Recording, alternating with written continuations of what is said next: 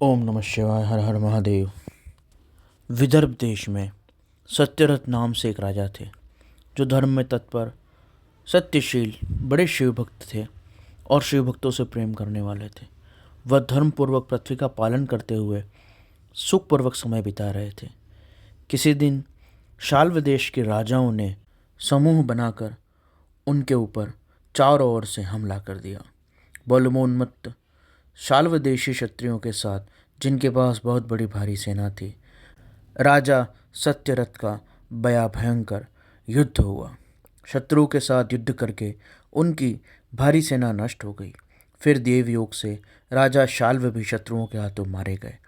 उन नरेश के मारे जाने पर मरने से बचे हुए सैनिक और मंत्री भय से विहल हो भाग खड़े हुए। उस समय विदर्भ राज की महारानी शत्रु से घिरी होने के कारण कोई प्रयत्न न होने पर रात को अपने नगर से बाहर निकल गई। वे गर्भवती थी, अतः शोक से संतप्त हो भगवान शंकर के चरणों का चिंतन करती हुई वे धीरे धीरे पूर्व दिशा की ओर बहुत दूर चली गई। सवेरा होने पर उस रानी ने भगवान शिवजी की दया से एक निर्मल सरोवर देखा। उस समय तक वे बहुत दूर का रास्ता तय कर चुकी थी। सरोवर के तट पर आकर वे सुकुमारी रानी एक छायादार वृक्ष के नीचे बैठ गई। भाग्यवश उसी निर्जन स्थान में वृक्ष के नीचे रानी ने उत्तम गुणों से युक्त शुभ मुहूर्त में एक दिव्य बालक को जन्म दिया जो शुभ लक्षणों से संपन्न था। देववश उस बालक की जननी महारानी को जोर के प्यास लगी। वह पानी पीने के लिए उस सरोवर में गई। तब वहाँ पर एक बड़े भारी ग्राह ने रानी को अपना ग्रास बना लिया। वह बालक पैदा होते ही माता पिता से हीन और भूख प्यास से पीड़ित हो गया और तालाब के किनारे जोर से रोने लगा। तब भगवान शिव वहाँ पर एक भिक्षु रूप में आए और उस शिशु की रक्षा करने लगे। उन्हीं की प्रेरणा से वहाँ पर एक ब्राह्मणी अकस्मात आ गई। वह विधवा थी, घर घर भिक्षा मांगकर अपना जीवन निर्वाह करती थी। अपने 1 वर्ष के बालक को गोद में लिए वह तालाब के तट पर पहुंची थी। उसने एक अनाथ शिशु को वहां क्रंदन करते हुए देखा। निर्जन वन में उस बालक को देखकर वह ब्राह्मणी बड़ी विस्मय में पड़ गई और मन में विचार करने लगी। ओहो, यह बड़े आश्चर्य की बात दिखाई दे रही है। यहाँ पर यह नवजात शिशु है जिसकी अभी नाल तक नहीं कटी। यह पृथ्वी पर पड़ा हुआ है। इसकी माँ भी नहीं है, पिता भी नहीं है, न ही कोई सहायक दिखाई दे रहा है।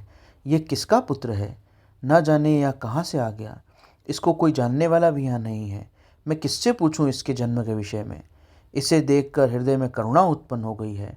मैं इस बालक को अपने पुत्र के भांति पालन पोषण करना चाहती हूँ, परंतु न जाने ये पुत्र किसका है।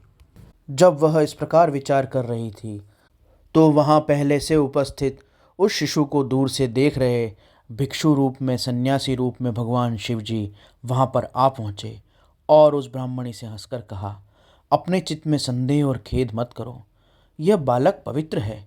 तुम इसे अपना ही पुत्र समझो और प्रेम पूर्वक इसका पालन करो। तब वह वृद्धा ब्राह्मणी बोली, प्रभु, आप मेरे भाग्य से यहाँ पधारे हैं। इसमें संदेह नहीं कि मैं आपकी आज्ञा से इस बालक को अपने पुत्र के भांति पालन पोषण करूंगी। तभी विशेष रूप से जानना चाहती हूँ, यह कौन है? यह किसका पुत्र है? आप कौन हैं जो इस समय यहाँ आए हैं? आपको देखकर मुझे लगता है कि आप भगवान शिव ही हैं और ये बालक पूर्व जन्म में आपका भक्त रहा है। यह किस कर्म दोष से इस दुरावस्था में पड़ गया है? यह किस प्रकार पुनः आपकी कृपा का भागी होगा? मैं भी आपकी माया से मोहित हो मार्ग भूलकर यहाँ आ गई हूँ। आपने ही इसके पालन के लिए मुझे यहाँ बुला लिया है।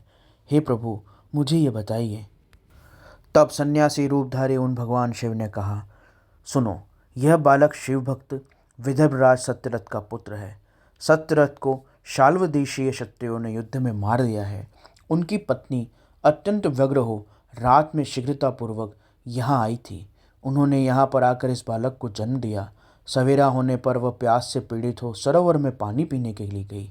उसी समय देववश एक ग्राह ने उन्हें अपना आहार बना लिया। इस कथा को सुनकर उस ब्राह्मणी ने पूछा, हे भिक्षुवर्य देव, हे सन्यासी, इसके पिता शत्रुओं द्वारा मार दिए गए और यह शिशु अपनी माता के बिना यहाँ जंगल में पड़ा है और इसकी माता को भी ग्राह ने खा लिया। यह जन्म से ही अनाथ और बंधुहीन हो गया। इसका क्या कारण है? मेरा अपना पुत्र भी अत्यंत दरिद्र और भिक्षुक क्यों है? मेरे इन दोनों पुत्रों का भविष्यों में क्या होगा और ये कैसे सुखी होंगे। शिव ने कहा, इस राजकुमार के पिता विदर्भराज पूर्व में पांड्य देश के श्रेष्ठ राजा थे। वे सब धर्मों के ज्ञाता थे और संपूर्ण पृथ्वी का धर्मपूर्वक पालन करते थे। एक दिन प्रदोष काल में राजा भगवान शिव का पूजन कर रहे थे। बड़ी भक्ति से त्रिलोकीनाथ महादेव जी की आराधना में लगे थे। उस समय नगर में सब और कोलाहल हुआ। उस उत्कर्ष शब्द को सुनकर राजा ने बीच में ही भगवान की पूजा छोड़ दी एवं नगर में शोक फैलने की आशंका से वह राजभवन से बाहर निकल गए।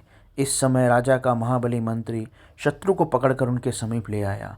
वह शत्रु पांड्यराज का ही सामंत था। उसे देखकर राजा ने क्रोधपूर्वक उसका मस्तक कटवा दिया। शिव पूजा छोड़कर नियम को समाप्त किए बिना ही राजा ने रात में भोजन भी कर लिया। इस प्रकार राजकुमार भी प्रदोष काल में शिव की पूजा किए बिना ही भोजन करके सो गया। वही राजा दूसरे जन्म में विदर्भराज हुआ। शिव जी की पूजा में विघ्न होने के कारण ही शत्रुओं ने उसे बीच में ही मार डाला। पूर्व जन्म में जो उसका पुत्र था वही इस जन्म में पुत्र हुआ है।